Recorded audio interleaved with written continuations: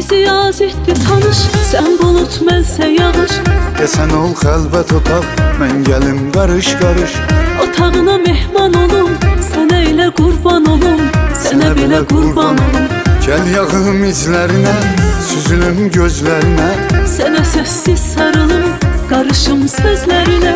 Ruhunda leysan olum, sənə belə qurban olum, sənə belə qurban olum, sənə belə qurban olum. Dərd ol, dərmanın olum, ruh ol, mən canın olum.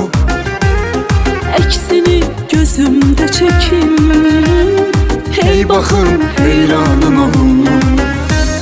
Sən dedin sultanın olum, bir ömür cananın olum. Ölüncə sən ol yanımda, ay sənin qurbanın olum.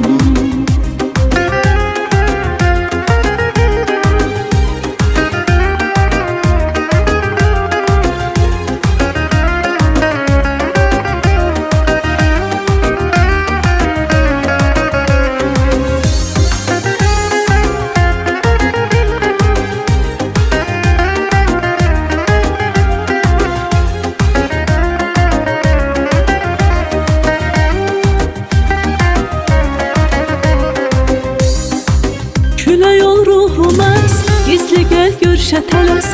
Küləyinlə ətrini hiss eyliyim hər nəfəs. Yoxluğuna düşman olum, sənə belə qurban olum, sənə belə qurban olum. Ürəyim sənlə gülür, çünki dərdindən ölür. Qəlbimin də qəlbi var, onu da sənlə bölür. Qoyma mən peşman olum, sənə belə qurban olum, sənə belə qurban olum, sənə belə qurban olum. Dərd ol, dərmanın olum, ruh ol, mən canın olum. Əksini gözümdə çəkim, hey baxım, heyranın olum. Sən dedin sultanın olum, bir ömür cananın olum.